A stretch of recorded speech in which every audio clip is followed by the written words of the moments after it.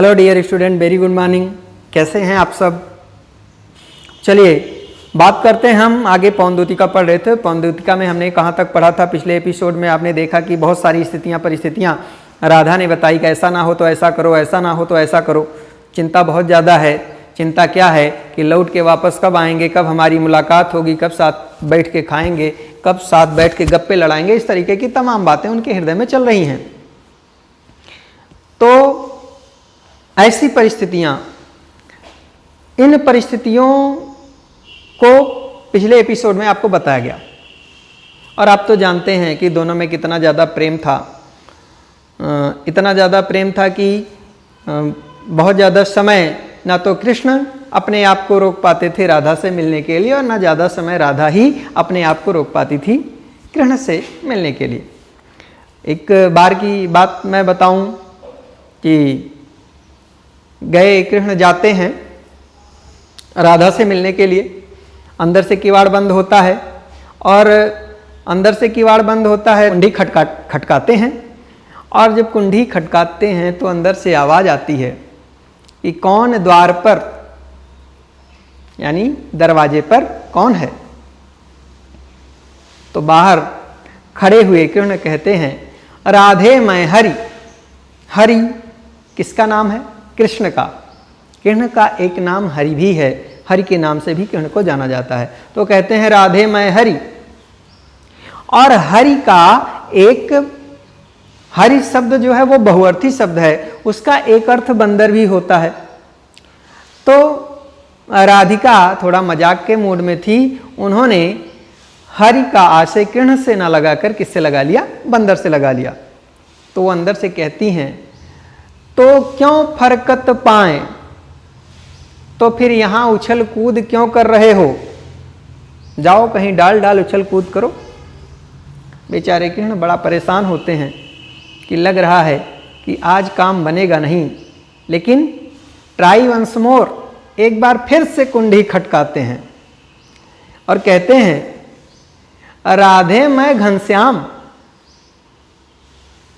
अब वही बात कि वो पूरी तरीके से मजाक के मूड में रहती हैं और घन का आशय वो बादल से, श्याम का आशय काले से लगाती हैं, अर्थात काले बादल से। उन्होंने घनश्याम का आशय काले बादल से लगा लिया और कहती हैं अंदर से कि जब वो कहते हैं कि राधे मैं घनश्याम, तो कहती हैं, तो बरसों कित जाए। अगर तुम काले बादल हो तो तुम्हारा यहां क्या काम है? जाकर कहीं वर्षा करो। बेचारे कृष्ण सोचते हैं कि आज किसी भी तरीके से मेरा काम नहीं होगा, अर्थात मेरी मुलाकात नहीं होगी, और वापस लौट आते हैं।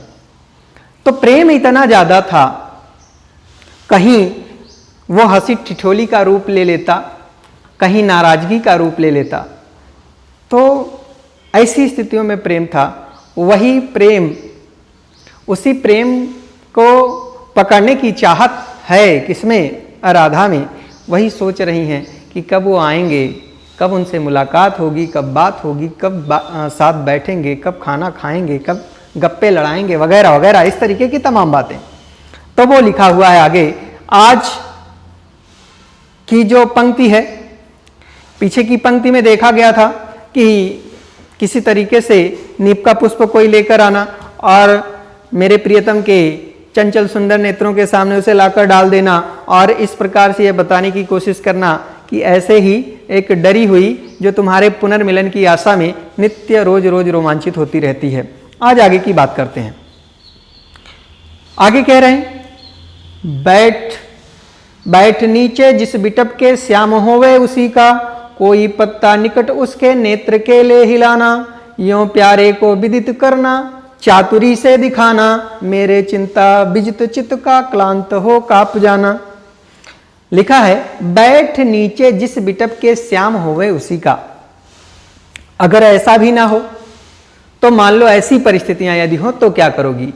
अगर ऐसी परिस्थिति में मेरे प्रियतम कृष्ण किसी वृक्ष के नीचे बैठे हुए हों तो लिखा है कि बैठ नीचे जिस बिटप के श्याम होवे उसी का। उस समय मेरे प्रियतम श्री कृष्ण जिस वृक्ष के नीचे बैठे हों, कोई पत्ता निकट उसके नेत्र के ले हिलाना, तो कोई उस वृक्ष का कोई पत्ता उनके नेत्र के पास में ले जाकर कुछ इस भाव से, इस क्रिया व्यापार से उसको हिलाना, यानी ऐसी क्रिया प्रदर्शित करना कि उसकी तरफ उनका ध्यान आकर्षित जरूर हो। लिखा है आगे, यों प्यारे को विदित करना, चातुरी से दिखाना, इस प्रकार से मेरे प्रियतम श्री कृष्ण को विदित कराना यानी जानकारी देना, और चातुरी से दिखाना, चतुरता के साथ यह प्रदर्शित करना कि मेरे चिंता विजित चित्त का क्लांत हो कांप जाना, कि जिस प्रकार से इस वृक्ष का पौधा तुम्हारी आंखों के सामने कपकपाए रहा है, उसी तरीके से एक ऐसी स्त्री है जिसको लिखा है चिंता विजित चित्त, जिसके हृदय को, जिसके चित्त को चिंताओं ने विजित कर लिया है, जीत लिया है, और वह भी इसी पत्ते के समान निरंतर क्लांत हो कांप जाना, दुखी होकर कपकपाया करती है कि राम जाने कब मुलाकात होगी। चलिए बात समझ में आ गई, आगे देखते हैं क्या कह रहा है कवि। लिखा है, सूखी जाती मलिन लतिका जो धरा में पड़ी हो, तो पांवों के निकट उसको श्याम के ला गिराना, यों सीधे से प्रकट करना प्रीति से वंचिता हो, मेरा होना अति मलिन और सूखते नित्य जाना। सूखी जाती मलिन लतिका जो धरा में पड़ी हो, धरा का मतलब पृथ्वी, मलिन का मतलब मुरझाई हुई, लतिका का मतलब लता, यूं समझ लीजिए कि लकड़ी, उस वृक्ष की लकड़ियां, कोनो डाल। तो लिखा है कि सूखी जाती मलिन लतिका जो धरा में पड़ी हो, अर्थात उस वृक्ष की सूखती हुई कोई लता या कोई डाल यदि धरा में, पृथ्वी पर कहीं पड़ी दिखाई पड़े, तो पांवों के निकट उसको श्याम के ला गिराना, तो उस लता को मेरे प्रियतम श्री कृष्ण के पांव के समक्ष लाकर गिरा देना, यूं सीधे से प्रकट करना प्रीति से वंचिता हो। इस प्रकार से तुम यह दिखाने की कोशिश करना कि प्रेम से वंचित होने के बाद, अर्थात जिस प्रकार से ये लता उस वृक्ष के प्रेम से वंचित हो गई है, जिसके साथ ये हमेशा लगी हुई थी, इसी प्रकार से तुम्हारे प्रेम से वंचित एक कुमारी है इस समय, जो बड़ा परेशान है, दुखी है। वही लिखा है, मेरा होना अति मलिन और सूखते नित्य जाना। इसी प्रकार से तुम्हारे प्रेम से वंचित होने के कारण एक कुमारी अत्यंत मलिन अर्थात मुरझाई हुई है और निरंतर सूखती चली जा रही है। किसकी तरीके से?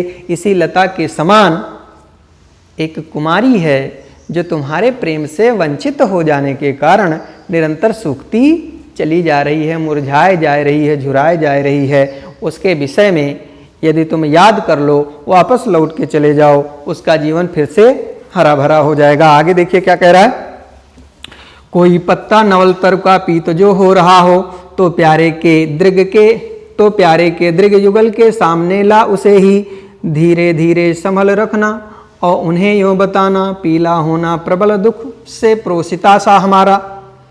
कह रहा है कोई पत्ता नवल तरु का पीत जो हो रहा हो, मान लो ऐसा काम न हुए तो अगली बात, कोई पत्ता नवल तरु का पीत जो हो रहा हो, कोई ऐसा पत्ता नवल तरु, नवीन वृक्ष, नए वृक्ष, बिल्कुल नए वृक्ष का कोई ऐसा पत्ता जो क्या हो रहा हो, पीत हो रहा हो यानी पीला हो रहा हो, तो प्यारे के दृग युगल के सामने लाऊ से ही।